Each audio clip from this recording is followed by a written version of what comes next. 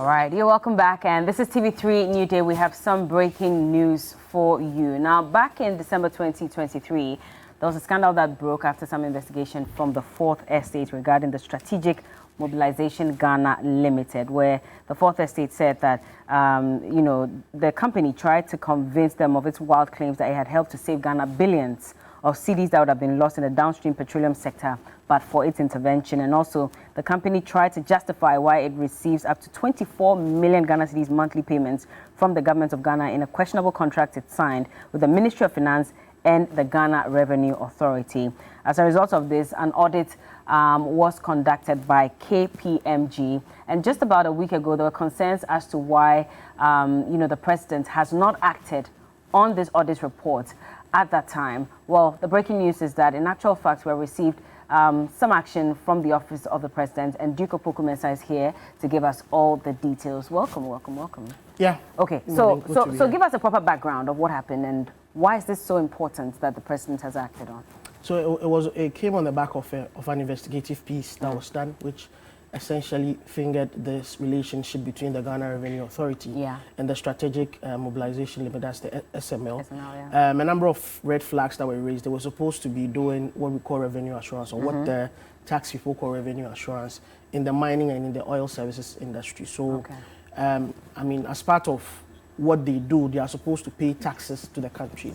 Now, there has to be an independent medium or an independent framework to find out that if indeed the volumes of products they are working on and the volumes of revenue they are getting, they are paying the right taxes on it. So that is essentially what revenue assurance does, to be able to verify that you are not under declaring revenue and that you are not shortchanging the country. A lot has happened in other sectors, in the, for instance, in the port sector, at the point in time, and even in the telco sector, telco GVG was a big deal. So it's something, revenue assurance is something that is coming into vogue these days because government wants to ensure that it mops up all the revenue, and corporate bodies in such high-stake, high-stake industries do not get away with the needed revenue. So it is based on such a similar model that the GRA contracted the SML company or SML Limited to be doing these revenue assurance work, basically. So what are the red flags that they raise? Number one, the red flags they raise include conflict of interest, that the CEO of the company, Mr. Christian Soti, allegedly, more or less like he had a relationship with the GRA. He was a technical advisor to the GRA commissioner. Just a few months, then he metamorphoses and becomes the CEO of this company. The company, we are told, is registered not in any financial services consulting or anything. The man who is behind, the brain behind it, allegedly, is a brain who is mostly involved in forestry services and other matters that are not really related to the work of revenue assurance. So no experience whatsoever. No experience whatsoever. Again, we're told that they were earning over 240 million Ghana cedis every month for doing that kind of work. Now, based on this, the Finance Committee of Parliament wrote to the GRA and told them to suspend this contract. The president also asked that it be suspended, and then he commissioned the the KPMG, he commissioned KPMG to look into these issues regarding this SML contract to the Ghana Revenue Authority for revenue assurance. Mind you, this is a contract that had got to do with the oil services and the mining services industry. But later on, the Minerals Commission distanced itself from it. So it's got to really now, and looking at the work that has been done and the report that has been issued by the president, it looks like it focuses more on the petroleum sector. Apart from that, there were issues about no work done. For instance, the MPA, we are told, came out to say that some of the technologies that were being implemented to monitor in real time the volumes of oil that were being lifted by these companies, it's actually a system that they already have that. So why would you have those duplication of functions? These are all questions that were raised when the SML the SML deal came up and the allegations and the scandal came up. Well, we'll come to the issue of whether they had PPA, approval, and also whether they got approval from Parliament as required by law to even get into this contract in the first place. But let's look at the timeline and see how things played out from when the company got this deal. And so December 18, 2023, Fourth Estate released an expose and petitioned the Office of the Special Prosecutor on it. Then December 2023, the GRA affirmed that it followed the right processes in procuring the services of SML, even though there were question marks that were, raised on that particular matter. Then by 29th of December, the Office of the Special Prosecutor disclosed in its half-year report that it had commenced a preliminary investigation.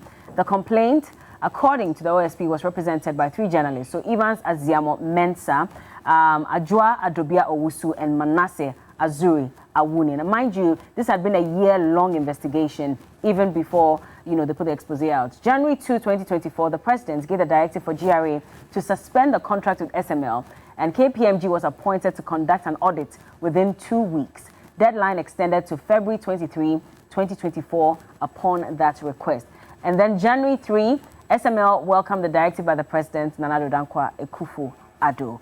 And so that's basically the timeline, and we've all been waiting. And like I said, just about a week ago or so, there was a conversation about why the report, had not received any sanction from the president, especially. So give us details of what the report really said, or what they also found out when they did the audit. We have not seen the report. What we have seen is what the president's comments or his directives based on the report. But of course, those directives, as a matter of fact, summarizes the report that as the president received it, right? And when we were asking questions earlier, we were told the president was studying it.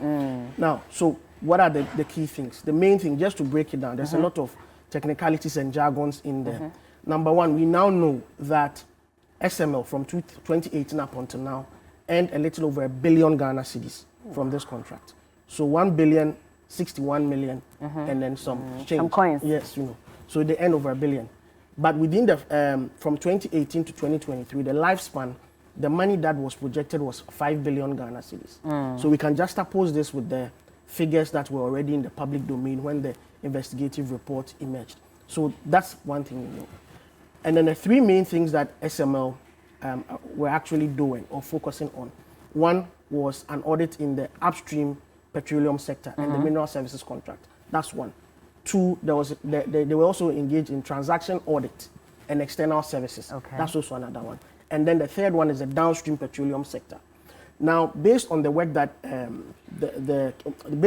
KPMG has done, and per President Akufo-Addo's reading of it and his understanding of it and his assessment of it, he has decided that because, and based on KPMG's work, because the mineral services contract and the upstream petroleum audit had not begun, and the contract provides that if it has not begun and has not gone past a 120-day window, you can decide to terminate it. So government will no longer ask the president has directed that GRA and the SML may no longer continue with that relationship when it comes to the upstream petroleum sector and the mining services sector. But what happens to the monies that may have been paid already? It had not begun. Based on the work that has been done by KPMG, it's quite clear that that aspect of the agreement had not begun. And because it has not begun, don't go ahead, don't go with it. I see. Don't go ahead with it, or don't start it in the first place.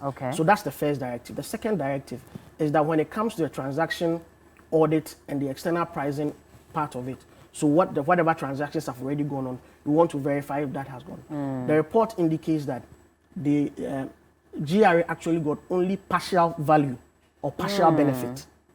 Not the full benefit. Not the full benefit.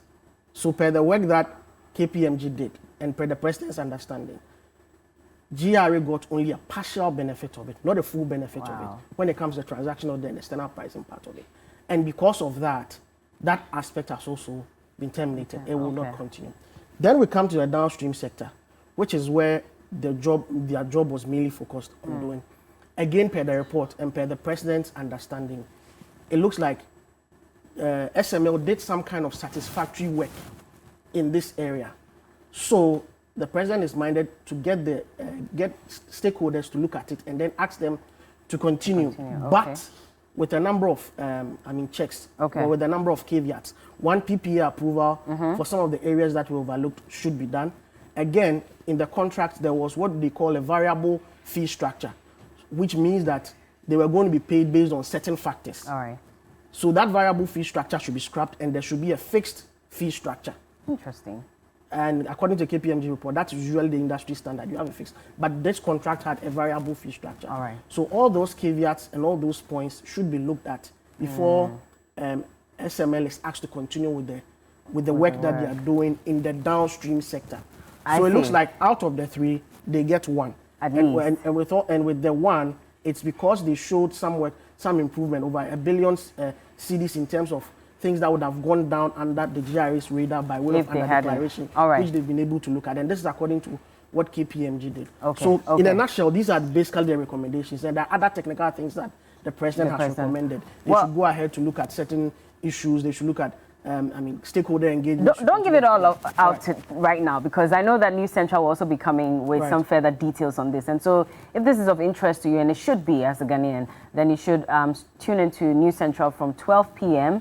Where Mawina Egbeta and, of course, Kemini Amano will be giving you the further details. And I'm sure you'll be on there, hopefully, to expatiate on this as well. But thank you so much for joining us. Duke Opoku Mensah. Duke, you are the head of political affairs. I'm the political affairs correspondent. Political affairs correspondent for 3 News. But did you know that this month is actually World Malaria Awareness Month, and tomorrow will be World Malaria Awareness Day? We'll have a conversation about that and find out what Ghana is doing to ensure that we reduce malaria infections as much as possible. Keep watching.